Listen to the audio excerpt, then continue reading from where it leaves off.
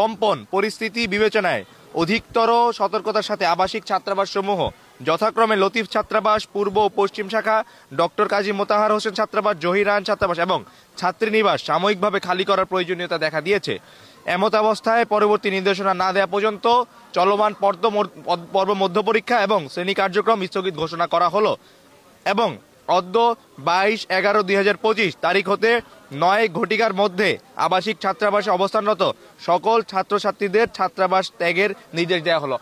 অর্থাৎ আজকে রাত 9 ঘটিকার মধ্যে সকল আবাসিক হলের মহিলা হল থেকে শুরু করে লতিফ হল, জহির হল, এরপর হচ্ছে মোতাহার হল, সকল হলের আবাসিক শিক্ষার্থীদের 9টার মধ্যে হল ত্যাগ করার নির্দেশনা দেওয়া হয়েছে। ছাত্রছাত্রীরা কোথায় যাবে এখন?